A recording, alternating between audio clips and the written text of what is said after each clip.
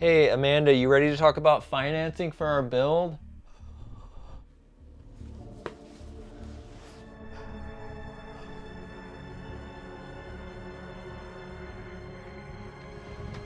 Amanda, where are you? Oh, there you are. Let's talk about financing.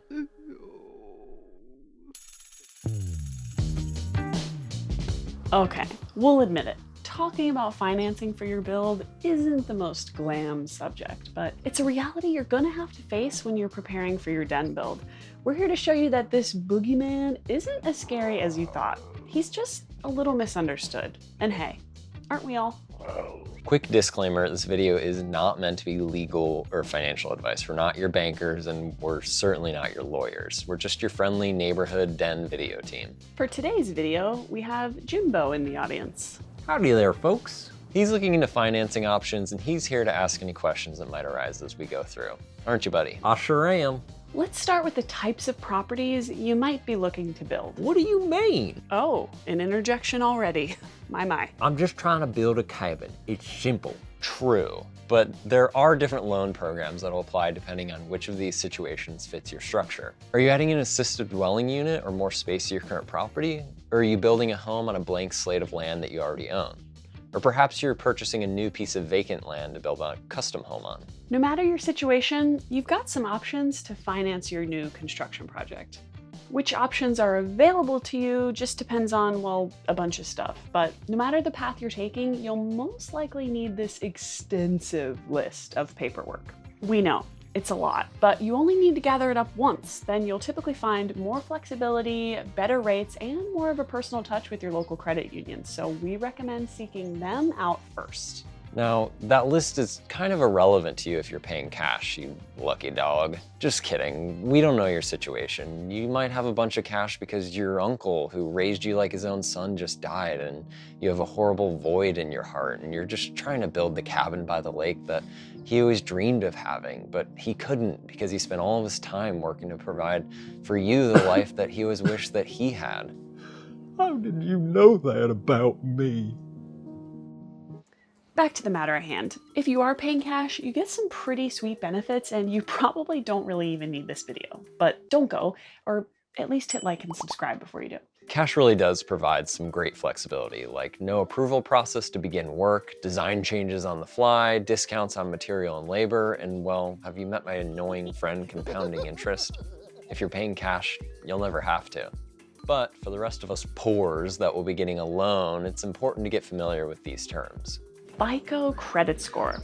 Go ahead and do yourself a favor and get a Credit Karma account. They'll let you know the overview of your credit score situation, what's hurting you, helping you, that kind of thing. You're also entitled to a copy of your detailed credit report from each of the 3 bureaus once every 12 months, which you can get from annualcreditreport.com. And don't go to any other website that charges for it. They're being shady. LTV, this is your loan to value, or how much of your home's value you can borrow. If your home is worth $100,000 and the loan program has an LTV of 75%, the maximum you could borrow would be $75,000. Ah, I love math. DTI, this is your debt to income ratio. You can calculate this by adding all of your monthly recurring expenses together and dividing that number by your monthly gross income. So if your bills total $2,000 and your gross income is $6,000, you have a DTI of 33%. Down payment. This is how much you have to fork out up front. This can vary quite a bit, but is usually expressed as a percentage of the total cost. Assistive dwelling unit. For us, this is just real estate and lender speak for dens, prefab plans, and kits that exist as a second structure on the property. Okay, now that we're all big brain finance gurus, let's turn our encyclopedic minds to our loan program options.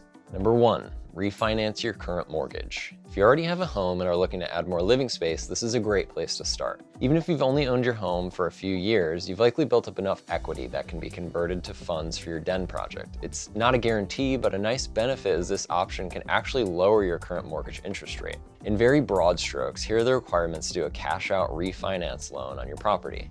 2, HELOC loan. With a HELOC loan, you... Question. Yes, you. What is a HELOC? HELOC just means home equity line of credit. Great. Great.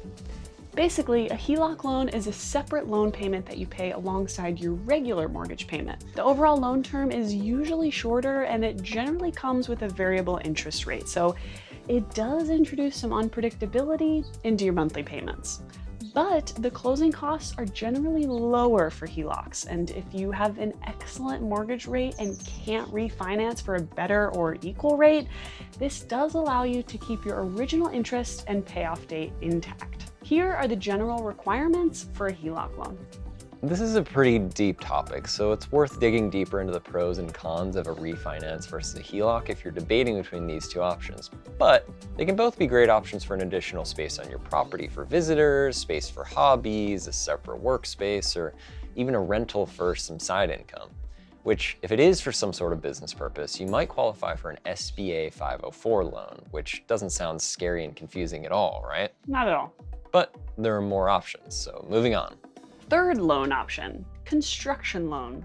If you already own the property in question, you can qualify for a construction loan. But these loans are not only more challenging to obtain, they have higher interest rate and require a higher down payment than the other options we've listed. Generally, you'll be paying about 1 to 1.5% above the current prime interest rate and coughing up a cool 10 to 30% down payment. Still, if you're interested in this option, buckle in, because this is going to get a little bit more complicated. But if we can understand it well enough to pretend to know what we're talking about, you can understand it too. Construction loans are just intended to last as long as it takes to build your actual structure, around about a year.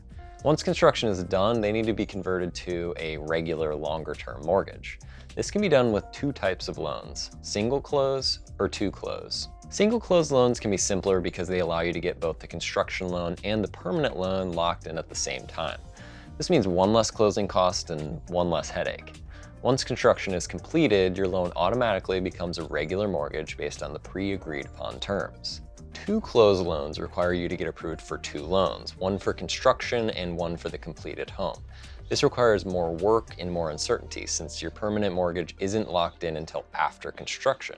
But you might end up getting a lower rate since you can shop around a little bit more.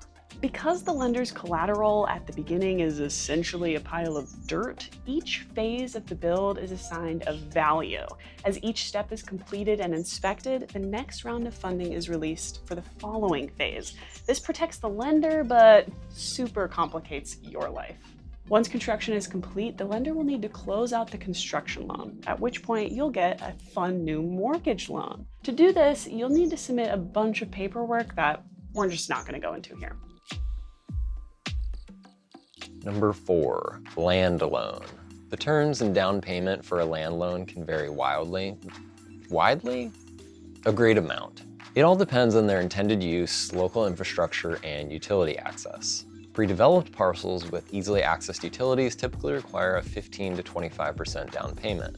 Raw land, on the other hand, is a greater risk to the lender, and as we all know, with great risk comes great down payments. The risk is so great that the largest lender in the US, Rocket Mortgage, actually stopped offering these loans completely in June 2021.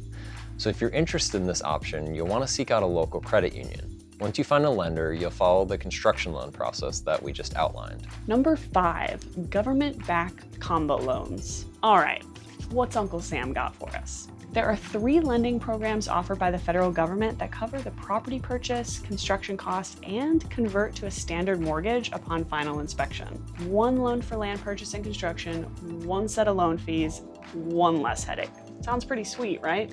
They also require a much lower down payment, typically only 0 to 3.5%. Those seem like low numbers. They sure are, Jimbo. So what's the catch? Well, they have much more specific requirements about things like income level, how rural your property is, and whether or not you're a veteran. So they might all be dead ends for you. Still, they're definitely worth looking into.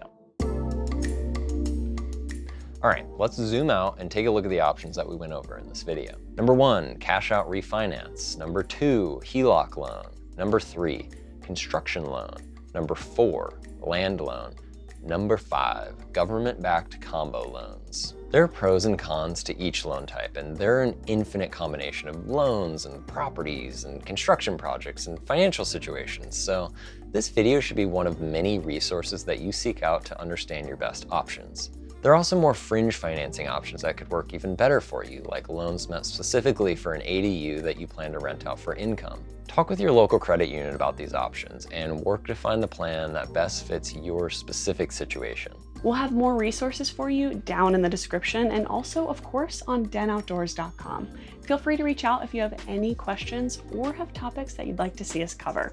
We've previously covered how to find land where we actually went and saw a property and learned a ton from it. We've also covered how to find a builder where we mentioned Bob the Builder way too many times.